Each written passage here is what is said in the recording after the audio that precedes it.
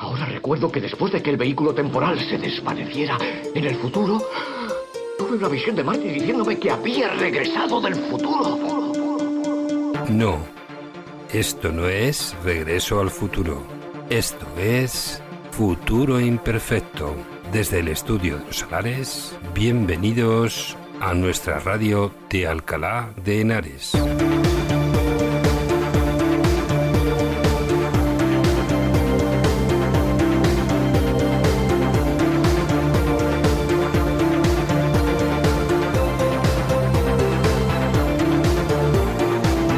Y a los mandos de la nave que viaja al futuro, Javi Pater.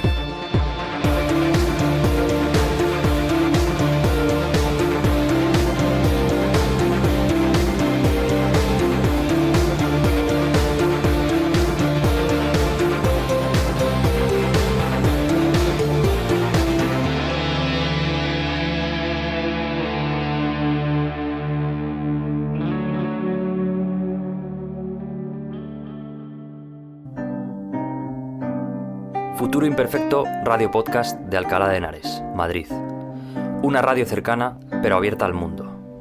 Os ofrecemos contenidos de cultura, reportajes, música y, en definitiva, una radio para informaros de todo aquello que sucede en nuestra ciudad, con miradas puestas al pasado o al presente, de personajes ilustres o acontecimientos históricos destacados o incluso menos conocidos. En definitiva, cualquier tipo de evento que para la ciudad haya significado un aporte cultural e histórico muy importante. Futuro Imperfecto Radio. Un viaje único. Una experiencia única.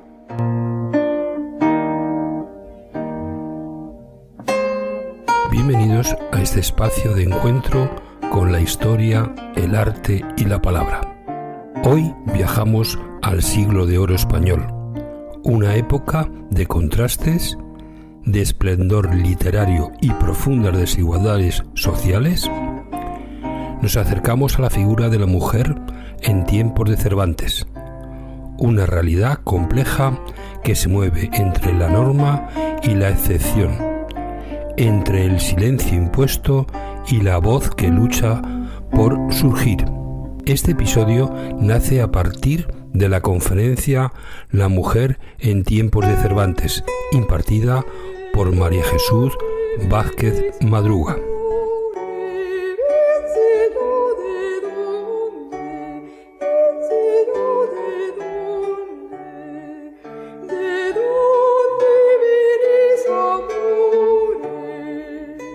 A lo largo del programa exploraremos cómo vivían, qué derechos tenían o no y cómo la literatura reflejó y, en ocasiones, cuestionó su lugar en la sociedad. En tiempo de Cervantes, la mujer estaba definida por una función dentro de la estructura familiar. Su identidad giraba en torno a 3 estados: hija, esposa o religiosa. La educación era limitada, reservada en muchos casos a labores domésticas o formación religiosa. La autonomía era prácticamente inexistente y el honor familiar recaía en gran medida sobre su comportamiento.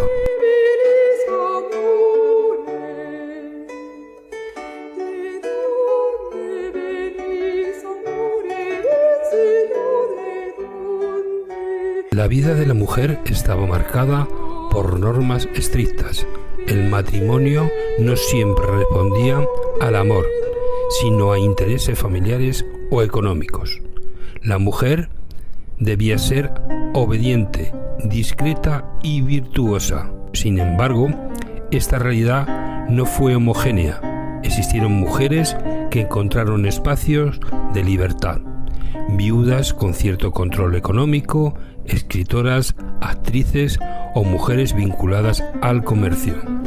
Cervantes, a través de sus personajes, ofrece una mirada más rica y matizada. Mujeres como Marcela, que defiende su libertad, o como Dorotea, que lucha por su honor, rompen con el estereotipo pasivo.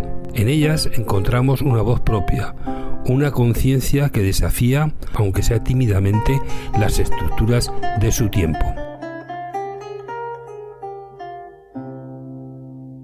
Bueno, buenas tardes a todos, bienvenidos y muchas gracias por estar aquí en esta segunda sesión del Mundo de Cervantes.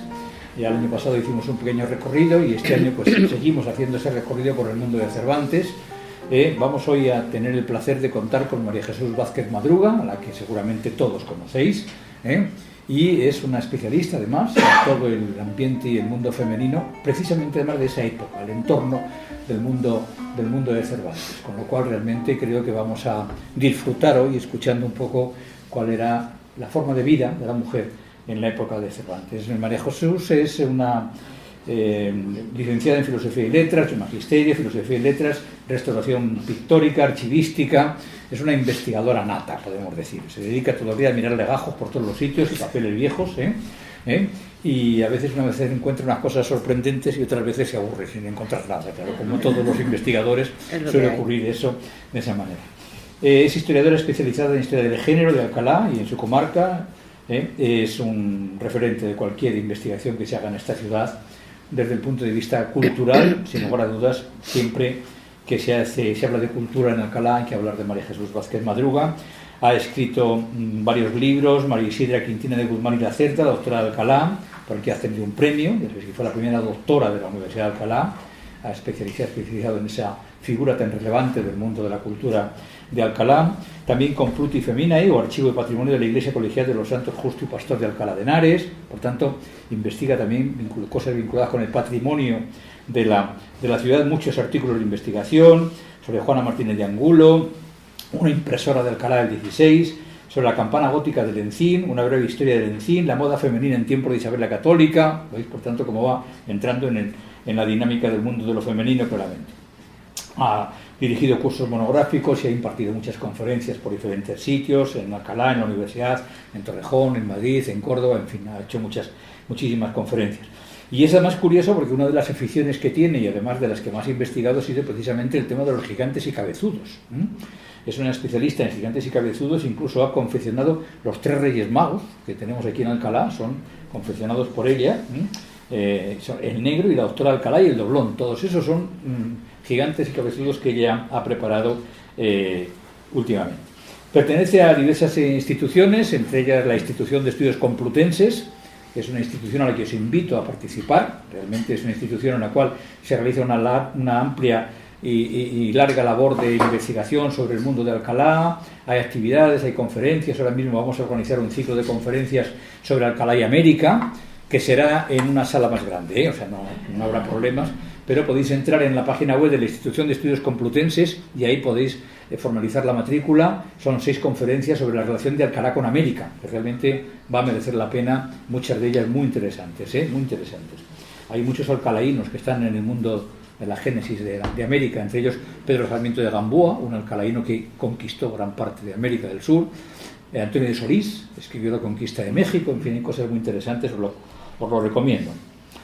Sigo con María Jesús, es vicepresidente de la Asociación de Amigos del Camino de Santiago Complutense, una labor fenomenal la que está haciendo, divulgando y potenciando el Camino de Santiago desde Alcalá de Henares, y además constantemente está en la radio y en los diferentes medios hablando sobre el patrimonio perdido de Alcalá.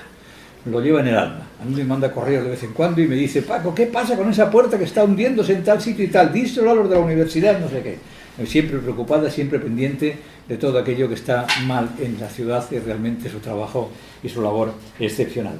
Y únicamente termino de deciros que el jueves pasado, el miércoles, ¿cuándo fue? El jueves pasado.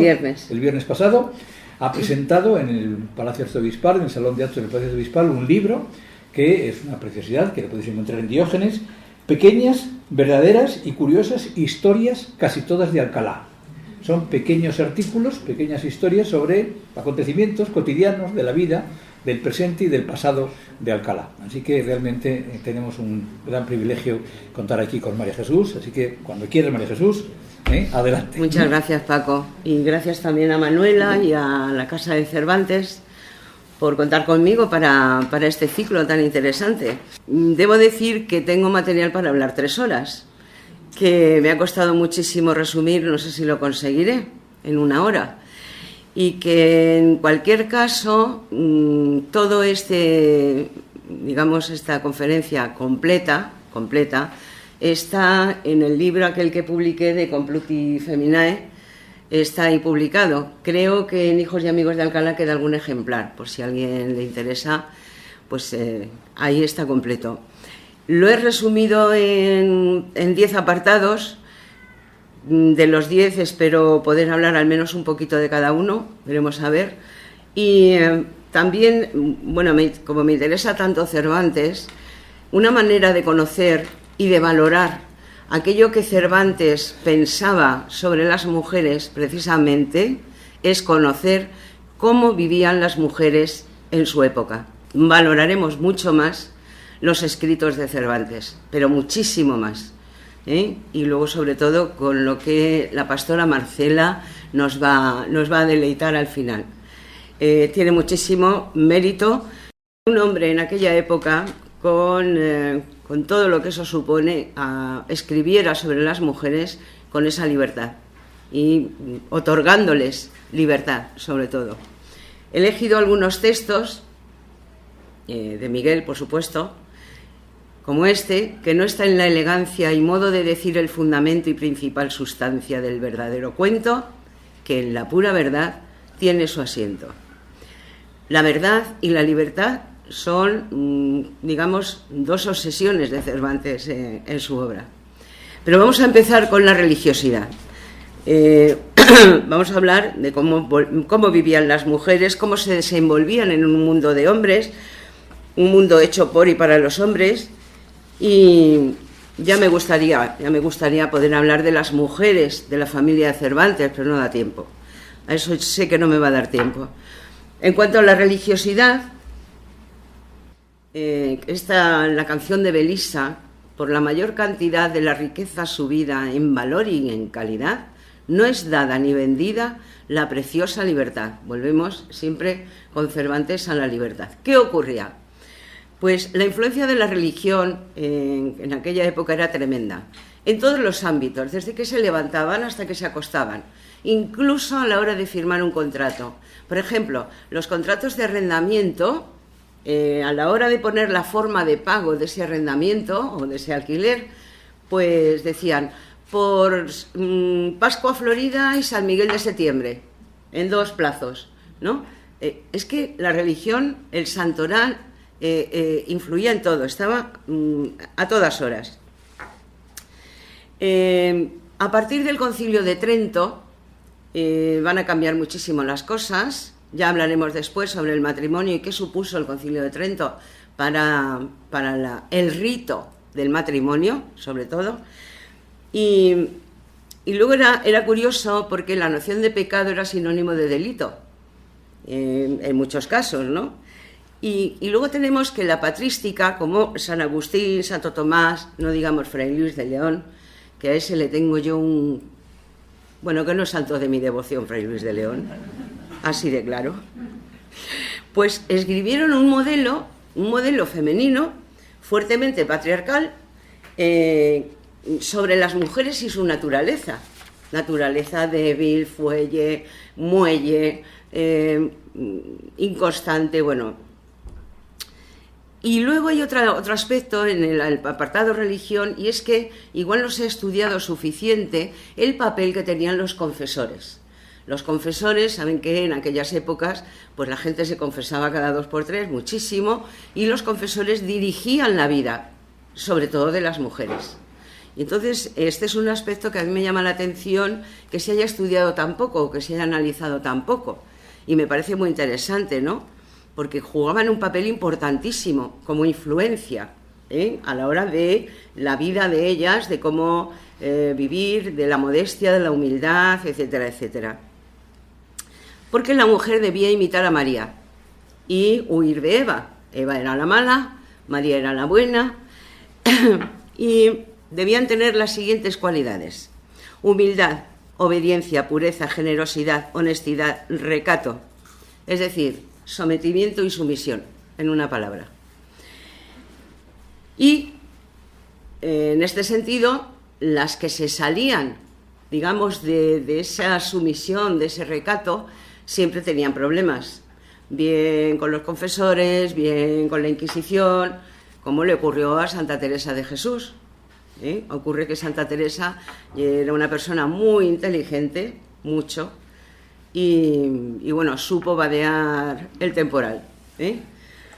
Pero se trataba de tener a las mujeres encerradas, es decir, controladísimas. Si no era en la familia, era en el convento o incluso en las mancebías. Y pasamos de la clausura familiar a la clausura conventual. Es decir, hay frases que a mí me llaman mucho la atención, porque al final muchas mujeres pues también decían que sea lo que Dios quiera, que todavía se sigue diciendo, sea lo que Dios quiera. En nuestra época, con esta mentalidad de hoy, es muy difícil ponernos en la mentalidad de aquella época. Es complicadísimo. Bueno, es casi imposible. Por ejemplo, la Beata Francisca de Ávila, hablando de los procesos inquisitoriales, que por cierto son una fuente en los archivos maravillosa, porque esos procesos nos dan muchísimos datos de lo que ocurría, las penas que les imponían, y son maravillosas, es una fuente impresionante. Bueno, pues a la Beata Francisca de Ávila la acusaron de temeraria, atrevida, arrogante, atributos masculinos, totalmente. Entonces, esos atributos no los podía tener una mujer de ninguna manera. Y al final la acusan a darle 100 azotes por las calles de Toledo, era de Toledo. Es decir, estamos hablando de que en cuanto una mujer se salía de ese espacio al que estaba constreñida, pues bueno, ya no era buena, ya era peligrosa, ejercía una influencia dañina y eso no era bueno. Y de la familia, si no se casaban, tenían que pasar al convento, a un convento. Es decir, de una clausura a otra, de una tutela a otra. Es decir, o estaba bajo la tutela del padre del marido o del hermano incluso, ¿no? O bajo la tutela de un convento que, aunque hubiera una superiora, el superior de la superiora siempre luego era un hombre. No nos engañemos, O había un obispo, había un superior de la orden, siempre era un hombre. La mayor parte de las religiosas que se salían, como digo, de ese papel, pues eran acusadas de heterodoxas, bueno, pues de mil cosas, ¿no? Y claro, pues esto era tremendo. Sin embargo, en los conventos es verdad que ese modo de vida tenía cierta importancia en el sentido cultural, como veremos, porque en los conventos sí que se leía y se escribía, y eso era muy importante porque la educación femenina brillaba por su ausencia. Es decir, en las clases bajas, pues o en los estamentos bajos, no podían acceder a la educación, primero porque no tenían medios, segundo porque bastante tenían con conseguir alimento. Y en las clases altas, los confesores dirigían qué cosas podían leer, si es que aprendían a leer, y si escribían, ellos tenían que leer lo que ellas escribían y decir si sí o si no. Entonces, en los conventos se escribía y se leía muchísimo. Encontré yo un dato en el archivo municipal de una religiosa agustina de aquí de Alcalá que participó anónimamente, porque era un concurso de los que organizaba la universidad todos los años de poemas, de poesía, y ella participó anónimamente. No sé cómo se las apañó, la verdad. Debió ser bastante raro. Y ganó el concurso. Pero, amigo, cuando averiguaron que era una mujer y encima monja, pues no ganó, ya no ganó. Es decir, es tremendo la inteligencia, los cerebros que se han perdido, las obras que se han perdido de todas esas mujeres que escribían y muy bien, y que pensaban por su cuenta, por supuesto. En cuanto a la educación, las niñas pues no eran educadas en la casa, los quehaceres domésticos y ya está. Y en las clases nobles sí aprendían a veces a leer y a escribir, si les interesaba, y pues sobre todo abordar algo de música. Bueno, era lo acostumbrado. No había colegios y las niñas tenían prohibida su acceso a la universidad, pero prohibido hasta muy finales del siglo XIX. Ya sabéis que la historia de nuestra doctora de Alcalá es especial precisamente por eso, porque consiguió el permiso real para poder examinarse públicamente de doctorado. ¿Por qué? Porque ella no pudo asistir porque tenía prohibido asistir a la universidad. Esto pues era Pero luego hay otro tema que es el que subyace en todo esto, y es la imbecilitas. Vamos a ver. Todo el mundo creía en la imbecilidad de la mujer. Eso estaba asumido totalmente. La mujer era imbecilitas por naturaleza. Y aunque es verdad que el humanismo del siglo XVI rompió una lanza un poco ante esto, pero siempre para alcanzar la virtud mediante la modestia, y la modestia es una palabra muy peligrosa, porque la modestia significa que tú haces cosas modestamente para que nadie las aprecie, que no se note, por tanto no te valoran, por tanto no te valoras a ti misma, y eso es muy peligroso, ¿no? Esa imbecilidad, bueno, esa creencia en la imbecilidad es una contradicción tremenda. Encontramos que creen a la mujer imbécil, pero curiosamente las leyes de la época, hablo de Felipe II, de Felipe III, de la época, las leyes consideran que las niñas a los 12 años ya podían ser acusadas como adultas ante un delito. Los niños hasta los 14 no. ¿No es una incongruencia tremenda? O sea, es que es increíble, ¿no? Bueno, pues era así. Pero sí, ella era imbécil, ella era menor de edad de por vida, ella tenía que estar bajo la tutela de un varón siempre, ya sea marido, quien fuera, porque era imbécil. Y esto estaba muy arraigado. La tradición judío-cristiana, que está en la base de toda esta cultura occidental, que recogen muchísimos textos, pues le aplica a las mujeres los siguientes adjetivos, que no tienen desperdicio según mi punto de vista: viles, inconstantes, cobardes, frágiles, obstinadas, imprudentes, astutas, insinceras, frívolas, incorregibles, insaciables sexualmente, irascibles, y podría seguir un rato más, con más adjetivos.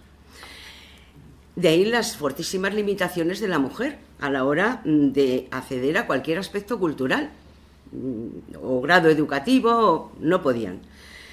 Eso sí, a la mujer que se la consideraba de por vida imbécil, pues luego o menor de edad también, y llena de defectos, se le confía el gobierno de la casa, la crianza y el cuidado de los hijos. Y no solo eso, además se le encomienda el honor, no solo de ella, sino el familiar. Es decir, los hijos tenían que ser de su marido, ella tenía que ir virgen al matrimonio, el honor estaba en juego de toda la familia, de toda la tribu en general, pero seguía siendo imbécil. Es verdad que Luis Vives, por ejemplo, los erasmistas, pues supusieron una ventana de apertura en este sentido. Pero luego está Fray Luis de León, y no me resisto a decir una frase que escribió, que Dios hizo a la mujer para las cosas simples y domésticas, y que por ello les limitó el entendimiento. Porque, a ver, para esas cosas, ¿qué entendimiento hay que tener? Pues poquísimo, o ninguno. Entonces, en la segunda mitad del siglo XVI y en el siglo siguiente, pues van a proliferar las fundaciones privadas, y en este sentido hay que hablar de Cisneros, que era un adelantado a su época. Sabéis que Cisneros fundó el convento de San Juan de la Penitencia, pero también fundó en el mismo lugar un hospital para mujeres y una escuela para niñas. Eso, en la fecha, en 1499, era rompedor, absolutamente. Es decir, Cisneros, yo siempre digo que si Cisneros hubiera nacido un poquito antes, habrían cambiado muchas cosas, porque era bastante un adelantado a su época. La educación de la mujer se basaba en la religión, las tareas domésticas, las buenas maneras, eso sí. Dice Fray Luis de León que ¿por qué les dio a las mujeres Dios las fuerzas flacas y los miembros muelles? Sino porque las crió no para ser postas, sino para estar en su rincón, asentadas. Bueno, es que Fray Luis de León ya lo he dicho, es que no... Pero claro, hay que citarle. Resulta que es en los conventos donde más se va a leer, donde más se va a escribir, donde se va a refugiar todo un número de mujeres que, bueno, en muchos conventos han quedado esos textos. Y eso es bueno, que se hayan podido salvar. He puesto aquí también la Escuela de Niñas, que es un cuadro del siglo XIX, uno de mis preferidos, de Martín Rico, que esas eran las escuelas que había. Labores, el catecismo y, bueno, pues a lo mejor aprender a leer y escribir y las cuentas básicas, como mucho, ¿no? En cuanto a los trabajos, aquí he puesto esta frase, también haciendo un poco alusión. Es de vidrio la mujer, pero no se ha de probar si se puede o no quebrar, porque todo podría ser la mujer, en boca de Cervantes. La mujer hacía de todo, trabajaba de todo, tendera, artesana, en el campo, hacía de todo, de todo. Y a medida que desciende en la escala social, hay una pérdida de identidad todavía más fuerte, porque en los documentos no aparece con nombre y apellido, ni con nombre, no aparece. En las clases, vamos a decir, artesanales, etcétera, a veces se cita como la mujer de, la viuda de, la hija de, pero sin nombre. Eso es una pérdida de identidad tremenda, tremenda. Pero es que los documentos son así, es uno tras otro, uno tras otro. Al principio te enfadas, pero luego ya dices, es lo que había en la época. Las mujeres en la ciudad, por ejemplo, no podían pertenecer a un gremio. Eran artesanas, trabajaban codo con los maridos, con los padres, etcétera, pero no tenían prohibido pertenecer a un gremio. La que conseguía pertenecer a un gremio, yo he encontrado alguna, muy poquitas, bueno, eran casos absolutamente excepcionales. Eran mujeres muy, muy especiales y muy luchadoras. Pero en general tenían prohibido por el hecho de ser mujeres. Igual que en muchas cofradías, no en todas, pero sí muchas cofradías no aceptaban mujeres en aquella época. Hay de todo, ¿no? Pero luego además estaba el trabajo reproductivo. Es que era importantísimo, porque la que no tenía hijos, pues no era un cero a la izquierda, o sea, como yo, pues no valía para nada. Entonces era importantísimo tener hijos, muchos, todos los que se pudieran.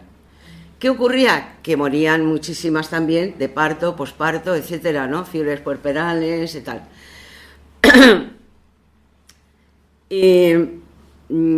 Y luego hay que tener en cuenta que en esas sociedades preindustriales, tan primarias, vamos a decir, en las casas se hacían muchísimas cosas.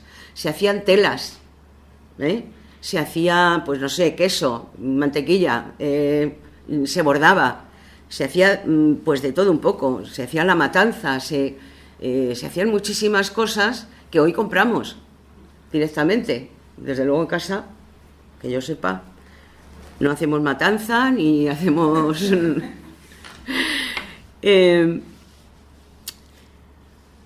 Entonces, se hacía un flaco favor a las mujeres al propagar, como si, bueno, pues de un sacramento se tratase, que la mayor santidad se alcanzaba realizando las tareas domésticas sin parecer que se hacen. A mí que me lo expliquen. Porque claro... es decir, sin darle importancia. ¿Qué importancia tienen? Pues ninguna. Sin demostrar esfuerzo alguno, con lo que a mí me cuesta. Sin valorarlo. Es que es tremendo. Bueno, a mí desde luego, desgraciadamente todavía hoy hay en un sector masculino amplio arraigada esta idea. No nos olvidemos. Las lavanderas y las que trabajaban los capullos de seda, junto con las sirvientas, eran de los peores trabajos. Los capullos de seda sabéis que tiene que estar el agua hirviendo para poder ir sacando el hilo, con lo cual, aparte de que la enfermedad que cogían más habitualmente era la tuberculosis, pues las manos quemadas, los ojos, bueno, era tremendo, ¿no? Y las lavanderas con hielo, frío, nieve y tal, tenían que lavar por casi nada y menos, pero su trabajo era considerado, bueno, una ayuda, porque siempre, aunque trabajaran igual que ellos, en la tienda, en la artesanía, en lo que fuera, siempre cobraban la mitad o menos. Y hasta hace muy poco, que una ya tiene una edad, y yo cuando empecé a trabajar cobraba menos que mis compañeros en el colegio. En el mercado, en el campo. Es decir, todos los trabajos que hacía la mujer, tan sacrificada, aparte de cuidar de los hijos y de tenerlos, y de llevar una casa, pues eso era, no se valoraba, no era importante. Bueno, aquí he puesto las dos versiones de Dulcinea, la del Quijote, idealizada, y probablemente la más real, ¿no? Que debió ser algo parecido. Las que tenían que servir, esta era una tarea, como digo, tremenda. Primero, a las niñas, en las clases más pobres, con 6, 7 años ya las ponían a servir. Los contratos de las cartas de servicio y soldada, que se llamaban así antiguamente, son una fuente también impresionante para saber qué pasaba con estas niñas, y la diferencia que había con los chicos. Porque ellas, a cambio de ropa y alimento, tenían que trabajar. Dormían en el suelo, como mucho un jergón de paja, como mucho, una ropa al año, es decir, una falda, un cos y una cofia y un mandil al año y una manta. Eso era todo. Mal comer, palos, pues una niña de 6-7 años, ¿qué podía saber? Pues aprendía a fuerza de palos, de golpes. Y luego estaban las violaciones, que estaban a la orden del día. No era nada fácil, porque el acoso de los miembros varones de las familias pues estaba a la orden del día. ¿Qué ocurría la mayor parte de las veces? Pues que acababan en la prostitución, porque el señorito, el hijo, incluso el dueño, las violaba, las dejaba embarazadas y luego ya eso era un estigma y ya las echaban. La familia no las quería porque también era un estigma, con lo cual acababan pues en la prostitución o dejando el niño en el río, etcétera. Eso era así. Encontré un documento de una mujer que, bueno, fue apresada porque alguien la vio dejando a su hijo recién nacido en el río. No tenía ni con qué comer ella. Entonces era muy dura esta forma de vida. Las niñas hasta los 14 años no cobraban nada. Y ya a los 14 se estipulaba un sueldo anual. Y ese sueldo anual les servía luego como dote para poder casarse. O sea, es que era tremendo. Encontré un caso que también lo he publicado. Una joven, Juan de Velasco, que era racionero de la Magistral, pues él denuncia al pastelero de la calle Mayor, en donde su criada había sido agredida, y los hechos, a través de leer todo el expediente, al final acabas entendiendo qué es lo que ocurrió. Ella era criada en la casa del pastelero. El pastelero tenía un sobrino que estudiaba en la universidad. Ese sobrino intenta violarla. Ella consigue zafarse, el otro no consigue violarla y se va. Y entonces la echan de la casa y se va a servir al racionero de la Magistral, que era canónigo de la Magistral. Un día, al pasar por la pastelería, desgraciadamente se encuentra con el violador y entonces, aparte de abofetearla y tal, con un cuchillo la hiere en la cara. Ella se va corriendo a la casa del canónigo, el canónigo la ve, ¿qué ha pasado? se lo cuenta, entonces el canónigo lo denuncia y la justicia de la ciudad apresa al chico, al joven, y le mete en la cárcel. ¿Qué ocurre? Estudiante de la universidad. Entonces el rector de la universidad amenaza a todos los miembros del concejo con la excomunión, que podía hacerlo, si no soltaban a ese joven, porque en la universidad los universitarios tenían su propia ley, su propia cárcel, etc. Entonces tienen que soltar al joven y nunca más se supo. Es decir, no pasa nada. Esto era así. Por supuesto, la jornada era de sol a sol, trabajaban todo el día, desde la mañana a la noche, sin parar. Y a veces, en algunas, sobre todo, por ejemplo, las criadas de una reina, eran nobles también ellas, no se las puede llamar criadas, es decir, sí sirven a una reina como damas de compañía, etcétera, pero esa condición no se les puede aplicar como las que tenían que servir en las casas de esas nobles, por ejemplo, o de artesanos, comerciantes, etcétera, ¿no? Y luego hay otra serie de mujeres también, como Sofonisba, que fue la pintora de la corte de Felipe II, la italiana, que vivió como 90 años, una barbaridad para la época, y que pues con Isabel de Valois se llevaba muy bien, la esposa de Felipe II, tenían edad parecida, y muchos de sus cuadros se adjudicaron a pintores oficiales de corte, pero actualmente sabemos que son de Sofonisba, como pasó con tantas pintoras. Hay que revisar totalmente la historia de la pintura, de la escultura, de la música, etcétera, etcétera, porque muchas de ellas no podían firmar, o firmaba el padre o firmaba el marido, y claro, otra pérdida de identidad, y sobre todo para la historia, ¿no?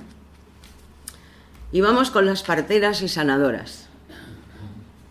Aquí, en esta casa, en la cocina, hay una silla partera, como esa que se ve ahí. No sé si la habéis visto. Las parteras o comadronas realizaban una función social importantísima, muy importante. Debido al enorme desconocimiento del varón sobre el cuerpo de la mujer, pues claro, era la mujer la que mejor conocía su cuerpo, ¿no? Ese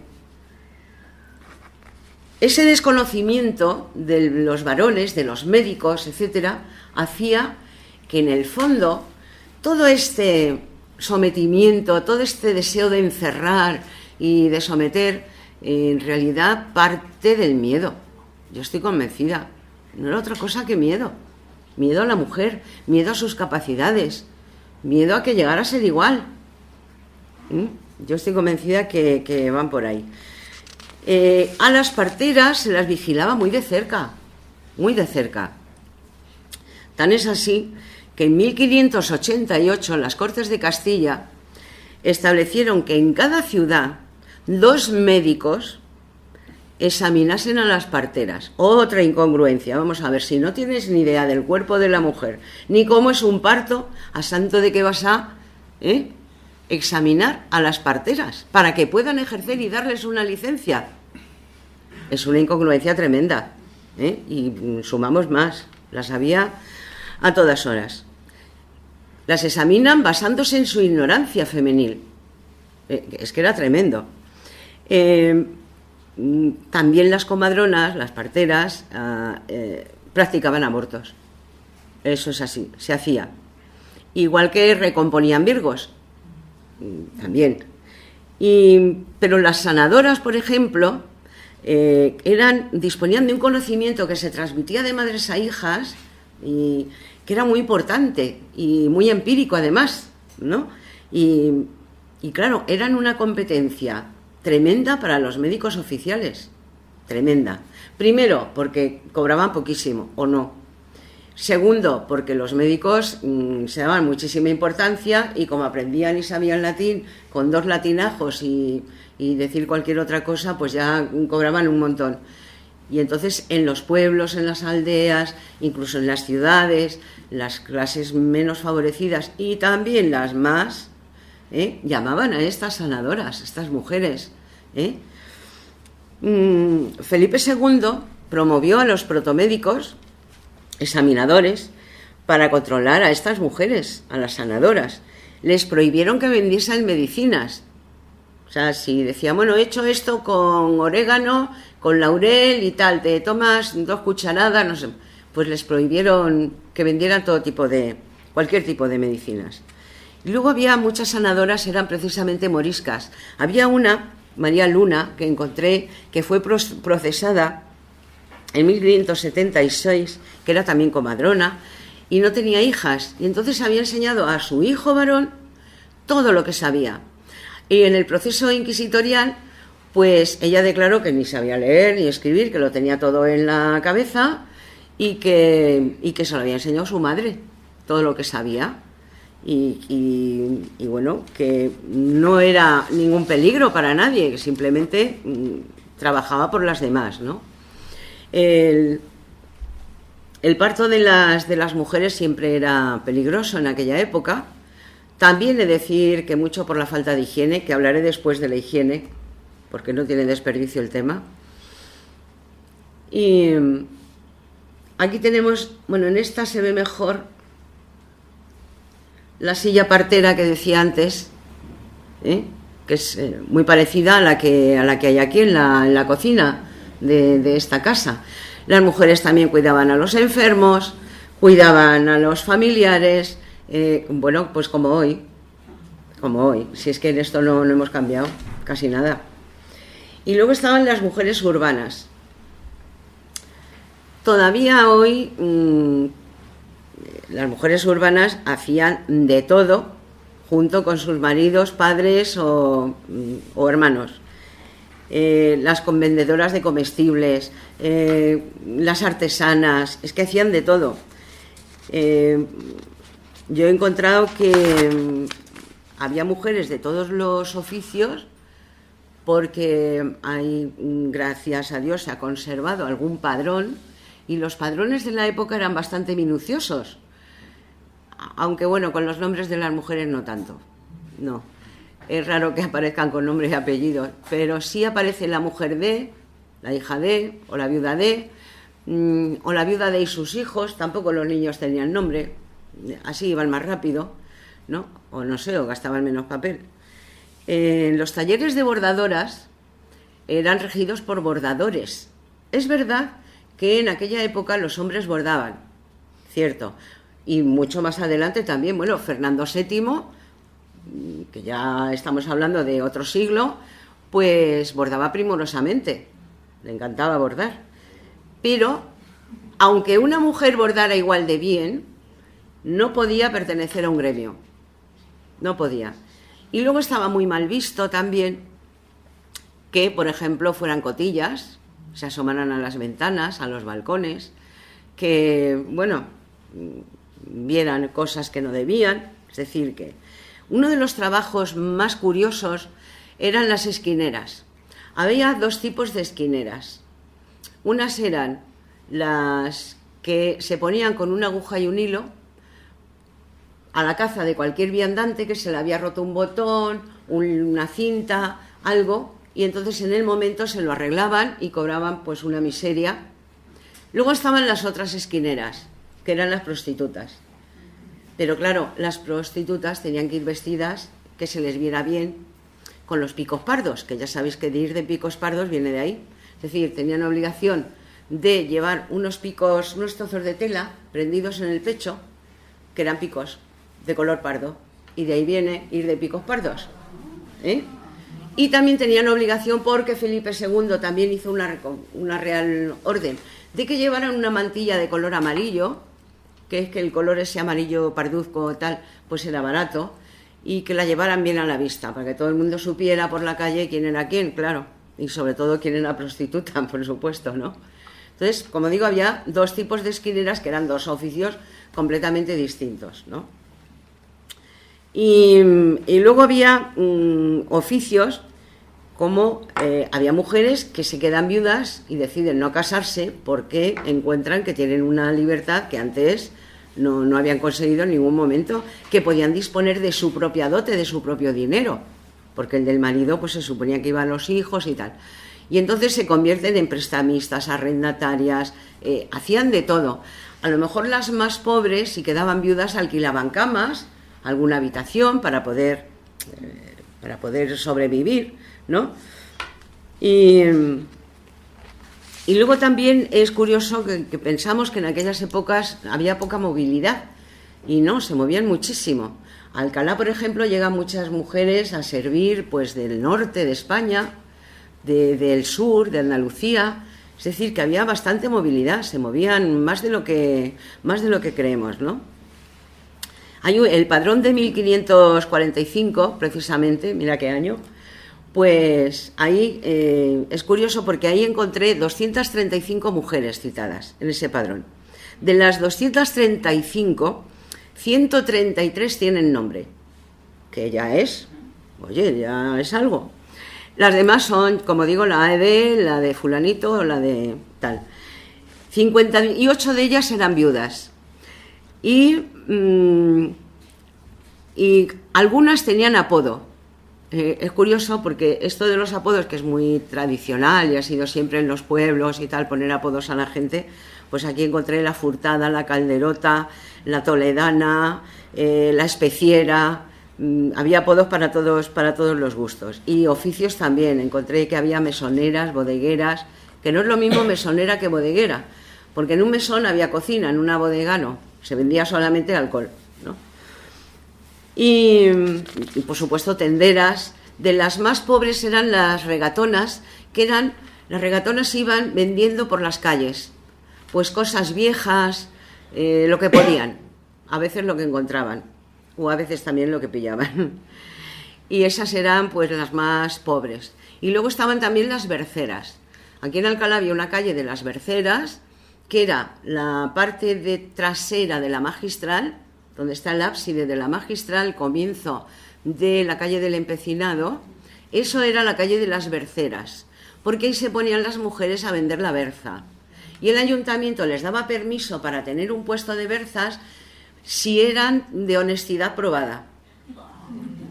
Es que eso era fundamental. Así que las no honestas pues no tenían nada que hacer. Y vamos con la prostitución. Las transgresoras.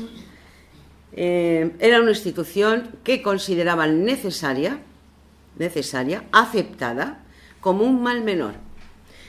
Los matrimonios eran siempre de conveniencia, siempre. Y el amor, pues bueno, a veces era más bien, no lo sé cómo decir, un entendimiento, un aguante, pero amor, lo que se dice amor, no solía haber. Hay casos raros, como el de la princesa de Éboli, que aunque la casan cuando ella tenía 12 años y él más de 30, pues luego se enamora perdidamente de él. Casos hay, pero lo normal no era eso. Lo normal era pues que eran matrimonios concertados y tenían que aguantar con lo que había, ¿no? En este caso, la mayor parte de las transgresoras eran las prostitutas, que procedían de la pobreza más absoluta, que eran mujeres que habían sido abandonadas o violadas, huérfanas, y bueno, pues eran las que nutrían las filas de esta profesión tan antigua. Pero no debemos olvidar que las ordenanzas municipales regulaban esta profesión y cobraban, es decir, que era un ingreso el que tenían las autoridades muy sustancioso. Es decir, les interesaba tener a las prostitutas dentro, es decir, controladas en las mancebías. Sabes que en Alcalá una mancebía fuera de la Puerta de Madrid, pues en época de Cisneros, luego en la zona de la calle de las Damas, calle de la Laguna. Si se fijan, la forma que tiene la calle de la Laguna es una U, así, cerraban aquí, ya quedaban encerradas, ¿no? Luego la mancebía se traslada más hacia la Puerta del Vado y luego hacia la universidad. hacia la calle de los colegios, la Galera, esa zona, ya incluso hasta hasta el siglo XX, la famosa chata que vivía en la calle del Carmen, Pues esa fue la progresión de la mancebía de Alcalá. Como digo, no quiere decir esto que no hubiera prostitución en mesones o en ventas de caminos, etcétera. Claro que lo había, pero sí que las autoridades siempre intentaban controlar por todos los medios esta práctica, y daban licencia o no. Eso sí, la mancebía la dirigía siempre un varón, por supuesto, como no podía ser menos. En 1571 hay una real ordenanza de Felipe II, que es la que obliga a llevar mantillas de colores amarillo parduzco. Tenían prohibida la libre circulación por la ciudad, llevar vestidos ricos, joyas, guantes, salir a cualquier hora. En Semana Santa no podían, se cerraba cal y canto, se suspendía totalmente ese ejercicio. Y también, si cambiaban de domicilio, debían comunicarlo. Y luego las descripciones que hacen, que encontramos en los documentos, son de lo más riguroso. Si tenía un lunar y dónde lo tenía, si tenía una verruga, dónde, el color de pelo, de ojos, la estatura, todo. Son muy minuciosos. Cabe pensar que tras el Concilio de Trento, el proceso de contrarreforma, se frenarían estas prácticas, pero fue todo lo contrario. Es más, la sífilis aumentó sustancialmente en la segunda mitad del siglo XVI, justo después del Concilio de Trento, porque no deja de ser curioso. También es verdad que a partir de esa segunda mitad del siglo XVI se comienzan a fundar muchísimas instituciones, como las arrecogidas. Aquí en Alcalá, el origen del convento de las Agustinas, de Santa María Magdalena, es la casa de arrecogidas que hubo.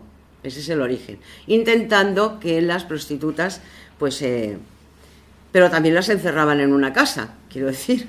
El encierro es que era de siempre, ¿no? Era habitual. Luego estaba el amancebamiento, que bueno, no se consideraba ese tipo de mujeres prostitutas, sino simplemente amancebadas o amantes de. Hay casos, por ejemplo, de mujeres que con hijos, casadas, el marido activo, que se obligaban a prostituirse. En el caso, por ejemplo, encontré el de María Martínez, que tristemente, el marido era borracho, jugador, etcétera, tenía varios niños, y entonces la meten en la cárcel por prostituirse. Y entonces el marido va a la puerta de la cárcel, borracho perdido, gritando como un loco que suelten a su mujer, porque claro, él no tenía medio de vida, porque era ella quien le mantenía. Es decir, que estos casos también había. Otras transgresoras también eran las cómicas. Es decir, la gente dedicada al teatro era considerada, muy mal. Eran vagabundas, tenían una libertad, iban de un sitio a otro libremente, ¿no? De una ciudad a otra, de un pueblo a otro, se movían. Esa libertad no se podía consentir, para nada. Y las vagabundas, las que pedían limosna, también los concejos intentaban controlarlas y tenían que tener un distintivo que concedía el concejo para que todo el mundo viera que podía pedir limosna o que podía... Es que era intentar todo el tiempo, como digo, esa libertad, cortarla de alguna manera, perseguirla, ¿no? Luego tenemos las pícaras, la pícara Justina, la lozana andaluza, que en nuestra literatura, en la época, por supuesto, están presentes y que existieron realmente. Y eran más bien cortesanas que, eran de otro nivel de prostitución, más alto, más elegante, pero lo eran, no nos engañemos, Y la pícara, también era una mujer libre, que iba a la ciudad que quería y que, por supuesto, se acostaba con quien quería. Entonces, era una transgresora absoluta. También. Raya la delincuencia, porque claro, los concejos no pueden controlarlas, y se intenta por todos los medios, estamos en una monarquía absoluta, se intenta por todos los medios controlar todo, incluso a los pobres, pues también, a la brujería, las hechiceras, los judaizantes, los protestantes, es decir, pero no deja de ser curioso que se intenta encerrar a los pobres en casas de caridad, digo se intenta, a los huérfanos en orfanatos o en instituciones, a las arrepentidas en las casas de arrepentidas, se institucionaliza la prostitución. En una palabra, el sistema absolutista pues lo que intenta es controlar absolutamente todo, sobre todo lo que considera malo para la sociedad. Y a principios del 17 precisamente se inaugura un nuevo sistema para las mujeres de encierro, que es la galera.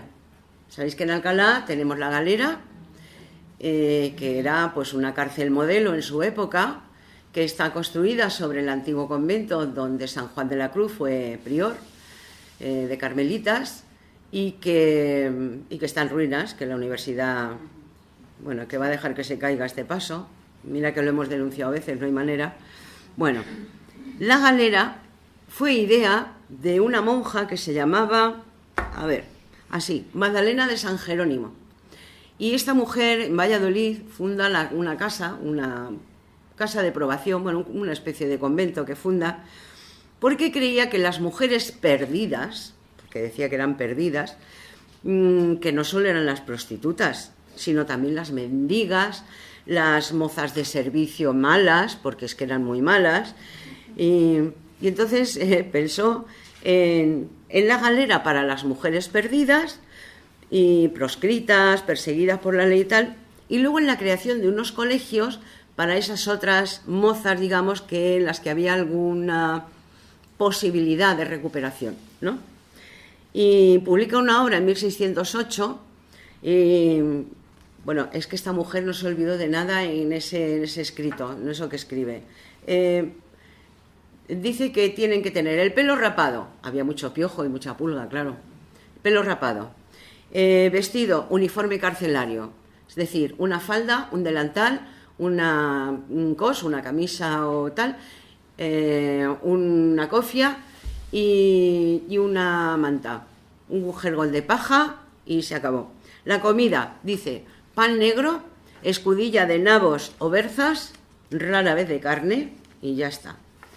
Lo pensó en todo, la María Magdalena esta, en todo. Y lo bueno es que la obra llega al rey y el rey dice, oh, pues esta es una muy buena idea, y se empiezan a construir galeras en Madrid, en Valladolid, que son las primeras, y luego en muchas ciudades, pues entre ellas, por supuesto, Alcalá. Pero es que esta mujer también pensó en las reincidentes, es decir, una prostituta la apresaban, o una mujer ejercía la prostitución libremente, la apresan, sale de prisión, cumple la condena, vuelve a ejercerla, vuelven a apresar, ¿y qué se le ocurre a esta mujer como castigo? Ponerles en la parte derecha de la espalda arriba, que eran los escotes, se veía perfectamente, a fuego el sello de la ciudad. O sea, marcarlas con el sello de la ciudad. A Felipe III le encantó la idea y, como digo, pues surgieron por todas. Luego tenemos como transgresoras el fenómeno de la brujería, que en España la verdad es que no fue tan extendido. La idea de que en España matamos más brujas que en ningún sitio es que es la leyenda negra tremenda, porque aquí, es más, la Inquisición, no voy a decir que se reía, pero que consideraba eso una solemne tontería, en muchos casos sí. Es decir, como mucho, es que en España se quemó poquísima gente, pero muy poca, comparada con Alemania, con Francia, con los Países Bajos, con Inglaterra. Bueno, nada que ver, pero nada que ver, de verdad. Es que ahí están todos los procesos inquisitoriales que se conservan. Es que tenemos toda la documentación. Es verdad que la Inquisición trataba de controlar, como todas las instituciones de la época, ¿no? Porque representaban una forma de vida independiente también, autónoma. Y bueno, el poder establecido eso pues no lo podía consentir, ¿no? Pero es verdad que había visionarias, La religiosidad en esos momentos es muy exacerbada, muy exaltada, ¿no? Y bueno, pues muchas son denunciadas a la Inquisición, pero más por esa vida autónoma y libre que por otra cosa. Y luego también había peleas, las mujeres se peleaban. A ver, en cuanto a los casos penales, es verdad que ellos mataban mucho más. Yo no he encontrado casos de mujeres que asesinaran a nadie, salvo niños recién nacidos, porque no podían mantenerlos. Pero casos de asesinato, de acuchillamiento, etcétera, no. En cambio, las mujeres se peleaban mucho y se decían unos insultos tremendos, que en la época llamar Rocina a alguien era tremendo. Ahora era de lo peor. O sea, Rocina no se podía llamar a nadie, que es lo mismo que decir burro, asno, ¿no? O rocín, en una palabra. Y había peleas. Hubo una pelea entre Juana María López y Juana Sánchez. Se pelearon por una gallina, que la gallina es mía, que es mía, que no, que... Total, que a una terminaron a golpes y a una de ellas que estaba amamantando se le retiró la leche y por eso llegó la cosa a la justicia y conservamos el expediente de donde saco yo el dato, claro, ¿eh? Porque se le retiró la leche y claro, eso era tremendo, no poder amamantar a su bebé, ¿no? En cuanto al matrimonio, pues todos los textos nos dicen lo mismo: absoluto poder del marido sobre la mujer. Y cuando digo absoluto, absoluto, no hay vuelta de hoja, ¿no? Antes de 1564, en la que se publica la Real Cédula, que establece las prescripciones del Concilio de Trento sobre el matrimonio, antes de eso, el matrimonio por palabras de presente y la carta de dote ya era matrimonio, ya está, ya era válido. Es decir, tú le prometías a una mujer que te ibas a casar con ella y teníais la carta de dote y la dote y ya estabais casados. No hacía falta más. A partir del Concilio de Trento, el Concilio de Trento es el que regula el carácter sacramental, ¿no? Regula la indisolubilidad, la bendición eclesiástica, regula la consanguinidad, regula las amonestaciones públicas, lo regula todo, ¿no? Que bastante de lo que el Concilio de Trento estableció todavía hoy se conserva, ¿no? Y se sigue haciendo. Como decía antes, la dote era fundamental para poder casarse. Madre mía, es que se me pasa el tiempo, esto no he llegado ni a la higiene. Por Dios, es que no puedo más. Hacemos otro día. De verdad. Bueno, quiero hablar de la higiene. Esta es una dama de alto copete. ¿Por qué se dice de alto copete? Por esto que se ponían aquí. Esto era el alto copete, ¿vale?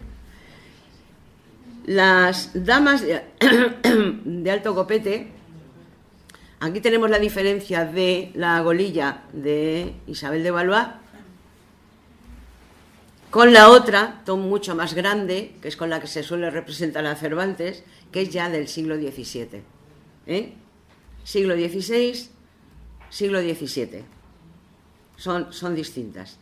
Pero debo decir además que María, por ejemplo, María Estuardo, bueno, aquí tenemos, si es que no me da tiempo, aquí se ve la Buenaventura, los itinerantes, las brujas, la gitana. El tema de los gitanos es otro. Todos los años el concejo de Alcalá, expulsión de los gitanos. Y luego llegaba la fiesta del Corpus, hay que contratar a las gitanas para que bailen en la procesión. Y luego les pagaban las castañuelas y las alpargatas.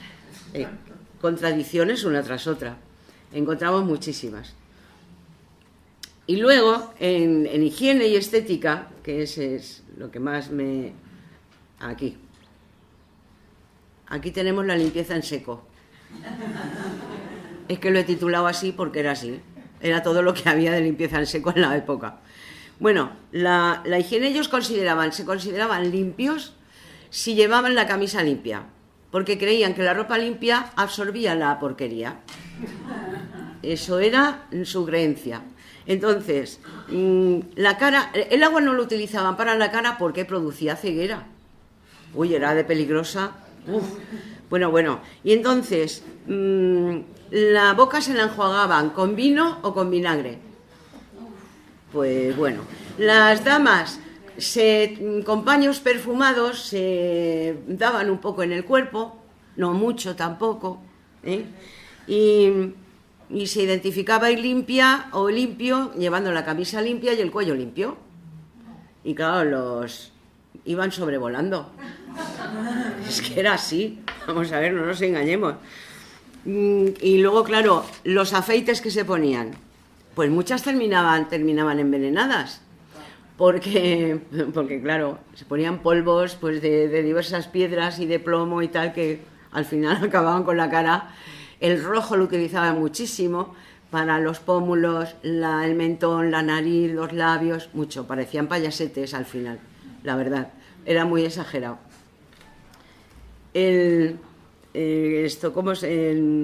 Los vestidos verdugados, que eran unos vestidos... A ver si la encuentro. ¿Dónde está? Bueno, a ver. Este verdugo, este tipo de vestido, que se llama guardainfante porque ocultaba los embarazos, se comienza a utilizar en forma de verdugados, que los verdugos eran unas varillas que se ajustaban a la falda, a distinta altura, 3, 4 varillas, dependiendo de la falda, del largo, y entonces la falda quedaba rígida. El confesor de Isabel la Católica la regañaba muchísimo porque a ella le encantaban los verdugos, pero claro, cuando se sentaba, ¿qué pasaba? Que aquello se levantaba y se les veían las calzas. Las bragas eran consideradas pecaminosas porque solo las usaban las prostitutas. Las señoras de bien utilizaban calzas, es decir, una especie de pantalones, como muy largos, por supuesto, las de tipo morisco, de tela más fina, pero muy largos, que se acumulaban así en el tobillo, como con pliegues, así, ¿no? Porque las bragas estaban fatalmente vistas, ¿no? Y luego el alto coste de los vestidos, pues era también tremendo, porque las telas costaban muchísimo. Y otro detalle que quería, ya termino, es que, por ejemplo, Felipe II...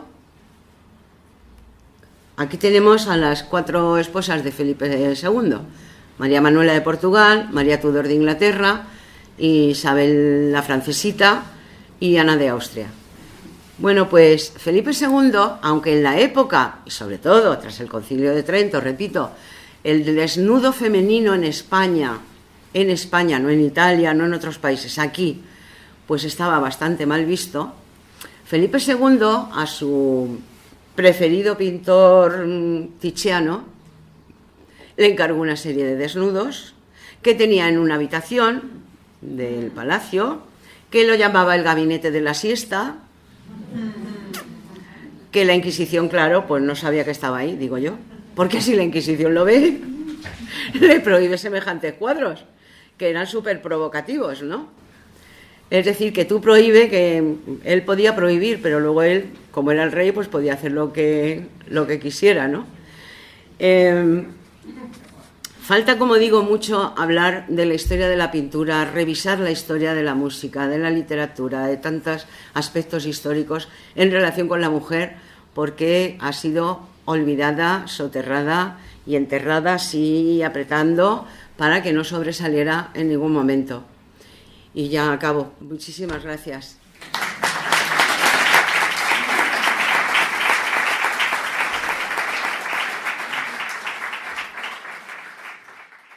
Ahora tenemos una sorpresa, un magnífico colofón. Contamos con la presencia de una maravillosa actriz que es Maribel Domínguez. La tenemos ahí disfrazada nada menos que de Marcela. Porque todo lo que ha contado María Jesús sobre la situación de la mujer intenta romperlo Cervantes. Y ya que estamos aquí, pues evidentemente en la casa de Cervantes donde nació, pues vamos a utilizarlo. Y hay muchos pasajes de Cervantes donde realmente se ve esa forma de darle un nuevo sesgo a la mujer de Cervantes, cómo defiende la libertad de la mujer Cervantes. Pero quizá el personaje más representativo de todos, el que mejor expresa ese afán de libertad de la mujer, sea la pastora Marcela. Pastora Marcela, que sale precisamente del entorno en el que está, del matrimonio que no le convence, se va de pastora, y cuando uno de los pastores muere porque está enamorado de ella a pesar de que quieren culparla de la muerte del pastor, se planta frente a Don Quijote y los pastores y lanza uno de los discursos en defensa de la mujer más significativos. Viene muy al pelo para todo lo que nos ha contado María Jesús. Maribel, por favor, cuando quiera. Hízome el cielo, según vosotros decís, hermosa. Y de tal manera, sin ser poderosos a otra cosa, a que me améis os mueve mi hermosura. Y por el amor que me mostráis, decís, y aún queréis, que yo esté obligada a amaros. Yo conozco, con el natural entendimiento que Dios me ha dado, que todo lo hermoso es amable. Mas no alcanzo que por razón de ser amado, esté obligado lo que es amado por hermoso, amar a quien le ama. Y más, que podía acontecer que el amador de lo hermoso fuese feo. Y siendo lo feo digno de ser aborrecido, cae muy mal el decir, quiérote por hermosa, hasme de amar, aunque sea feo. Pero puesto caso que corran igualmente las hermosuras, no por eso han de correr igual los deseos. Que no todas las hermosuras enamoran, que algunas alegran la vista y no rinden la voluntad, que si todas las bellezas enamorasen y rindiesen, sería un andar las voluntades confusas y desencaminadas, sin saber en cuál habían de parar, porque siendo infinitos los sujetos hermosos, infinitos habrían de ser los deseos. Y, según yo he de decir, el verdadero amor no se divide, y ha de ser voluntario, y no forzoso. Siendo esto así, como yo creo que lo es, ¿por qué queréis que yo rinda mi voluntad por fuerza, obligada no más que me decís que me queréis bien? Sino, decidme, si como el cielo me hizo hermosa, me hiciera fea, ¿fuera justo que me quejara de vosotros porque no me amáis? ¿Cuánto más que habéis de considerar que yo no escogí la hermosura que tengo, que, tal cual, el cielo me la dio de gracia, sin yo pedilla ni escogella? Y así, como la víbora no merece ser culpada por la ponzoña que tiene, puesto que con ella mata, por habérsela dado la naturaleza, tampoco yo merezco ser reprendida por ser hermosa. Que la hermosura en la mujer honesta es como el fuego apartado, o como la espada aguda, que ni quema ni corta con quien a ellos no se acerca. La honra y las virtudes son adornos del alma, sin las cuales el cuerpo, aunque lo sea, no debe parecer hermoso. Pues si la honestidad es una de las virtudes que al cuerpo y al alma más adornan y hermosean, ¿por qué la ha de perder la que es amada por hermosa, por corresponder a la intención de aquel que, solo por su gusto, con todas sus fuerzas e industrias, procura que la pierda? Yo nací libre, y para poder vivir libre escogí la soledad de estos campos. Los árboles de estas montañas son mi compañía, las claras de estos arroyos son mis espejos, y con los árboles, con las aguas, comunico mis pensamientos y hermosura. Fuego soy apartado y espada puesta lejos. A los que he enamorado con la vista y he engañado con las palabras. Y si los deseos se sustentan con esperanzas, no habiendo yo dado alguna a Grisóstomo ni algún otro, el fin de ninguno de ellos bien se puede decir que antes le mató su porfía que mi crueldad. Y si se me hace cargo que eran honestos sus pensamientos, y por eso estaba yo obligada a corresponder a ellos, digo que, cuando ese mismo lugar donde ahora se cava su sepultura me descubro la bondad de su intención, y le digo que yo la mía era vivir en perpetua soledad, y de la que solo la tierra gozase el fruto de mi recogimiento y los despojos de mi hermosura.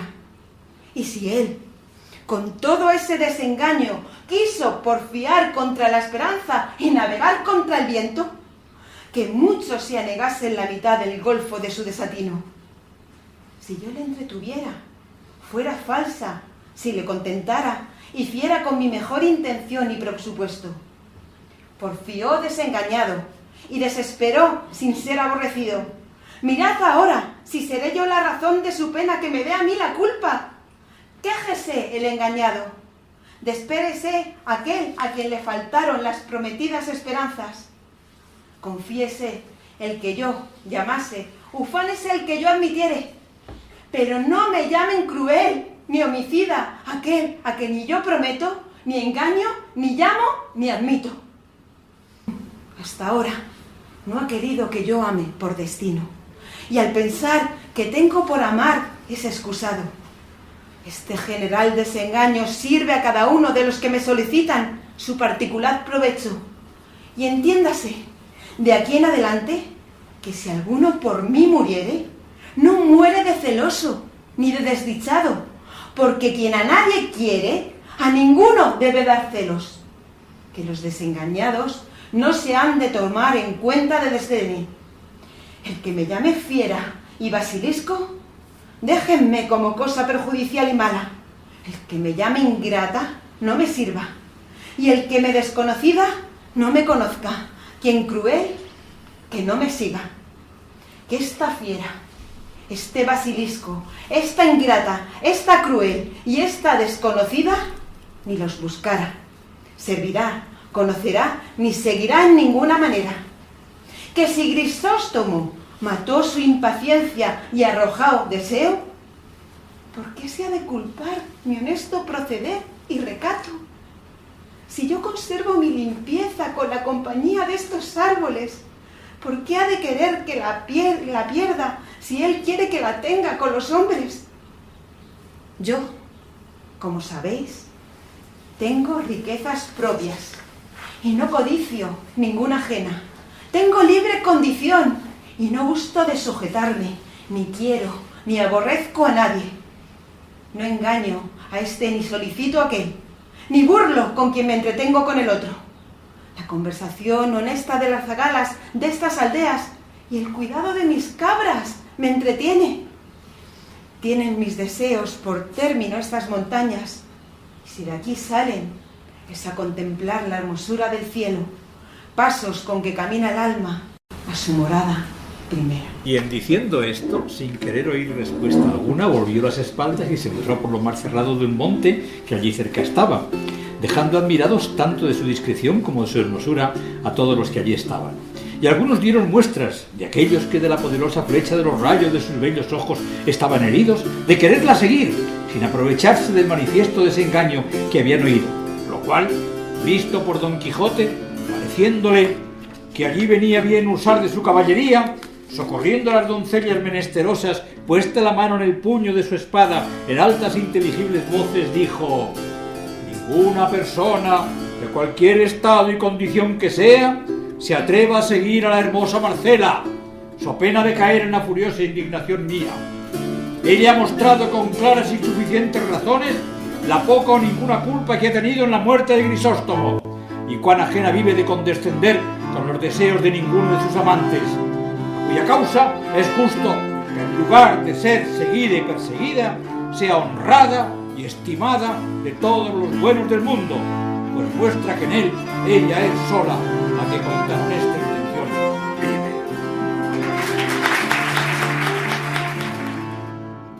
La lectura dramatizada de Marcela en voz de Maribel Domínguez nos permite acercarnos de forma más íntima a esas palabras.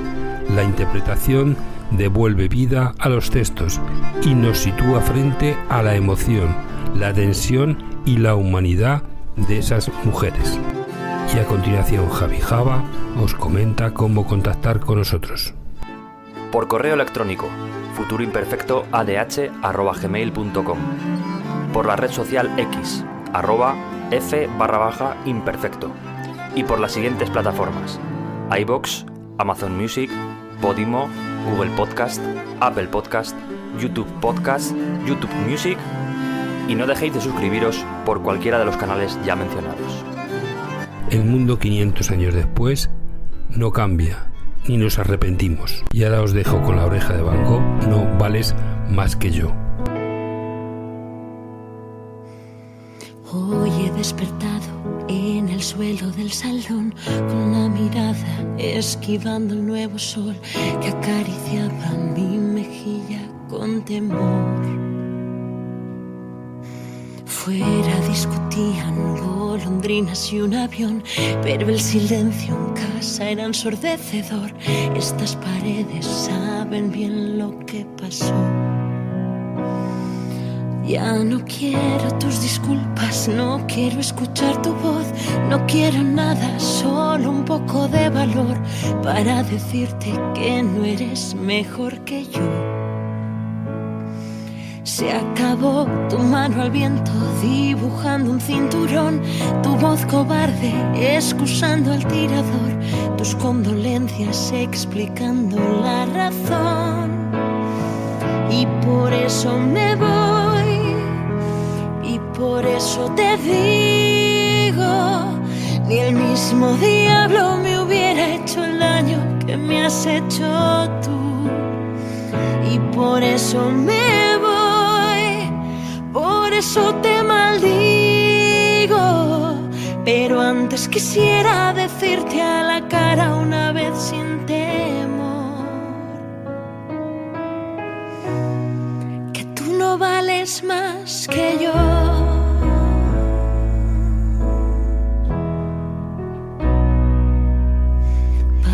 Las costuras sigo siendo de papel. Te di mi alma escrita en cada atardecer. Te di mi vida y la arrugaste sin leer. Llevo tus fantasmas tatuados en mi piel y tu desprecio paseando en el andén de mi memoria que no pierde nunca el tren. Una noche más en vela, esperando al cazador, desorientado por la niebla y el alcohol, mientras al alba cae vacío un cargador. Se acabó mirar al suelo cuando cruzo el callejón de tus miserias como si fuera mi error. En mi tristeza nadie manda más que yo, y por eso me voy. Y por eso te digo, ni el mismo diablo me hubiera hecho el daño que me has hecho tú.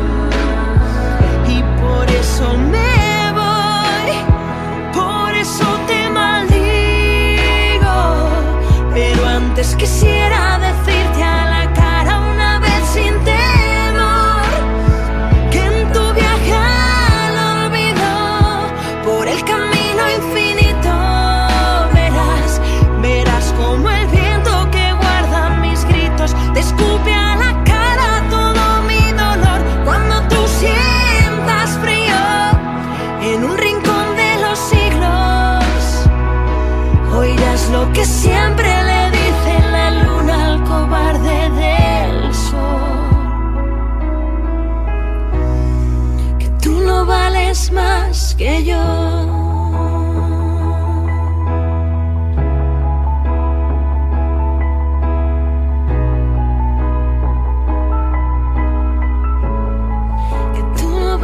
Más que yo.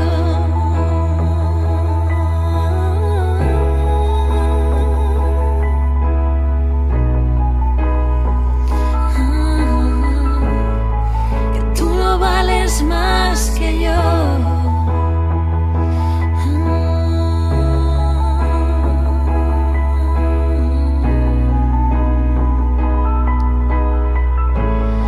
Que tú no vales más que yo.